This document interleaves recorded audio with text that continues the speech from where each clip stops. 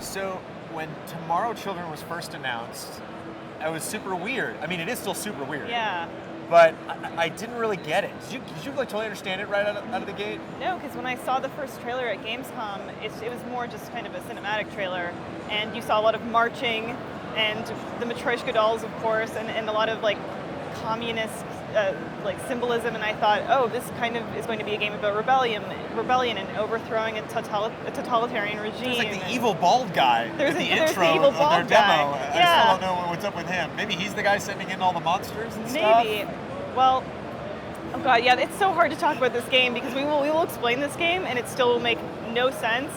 Well, I mean, they started out, when I picked up a controller, the first thing that they asked was how I play Minecraft. And you definitely get a Minecraft vibe because you're mining. You're mining and you're getting resources and you're using those resources to build other things. But there definitely is a factory vibe to it. And when I first saw the trailer, I was like, oh, it's interesting that they would kind of use communist Russia as like their template. But it's communism the game. Oh, it definitely is.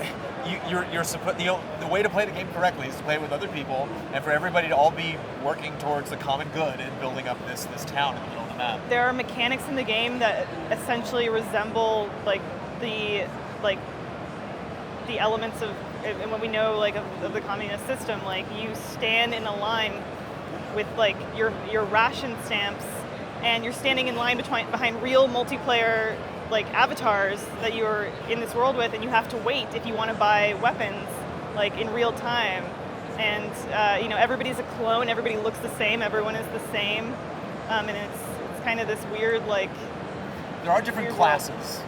And, there are. I didn't get there. Yeah, there's 5 different classes, and I think those are stat based, and you level up over time, and you keep those levels. So like, if I hit rank 10, I don't lose it when I leave the map.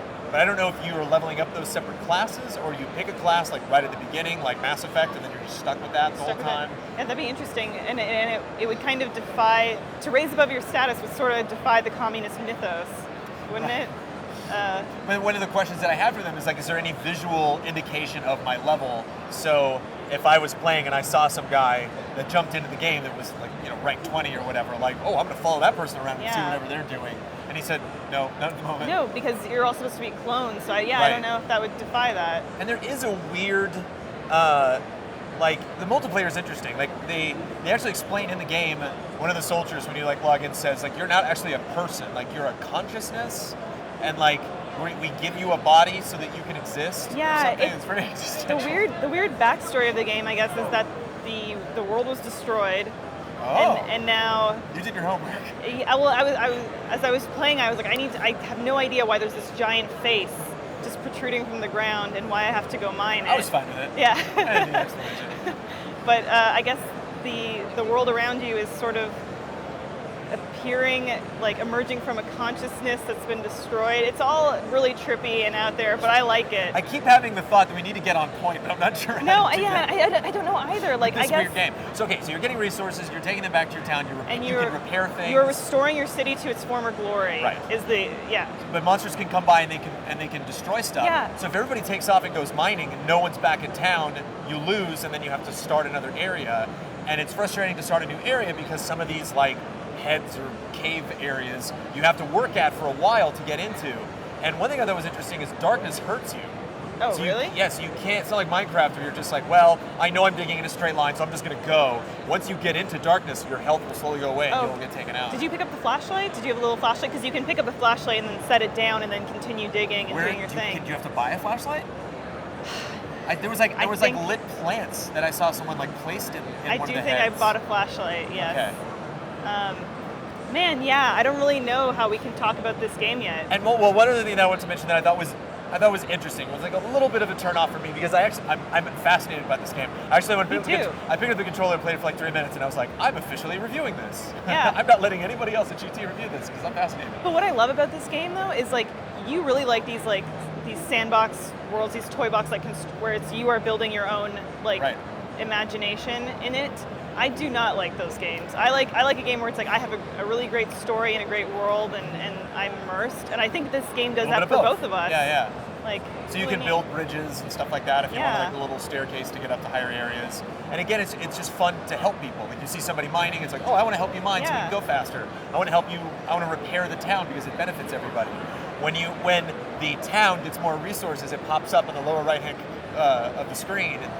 Little indicators like, oh, you got more food, you got Yeah. more iron, and it's strangely gratifying. Yeah, You're like mining, and you'll see like 5 bings, and you're just like, good job, everyone. Yeah, we're all Good helping job each collecting other. resources. We are all the same.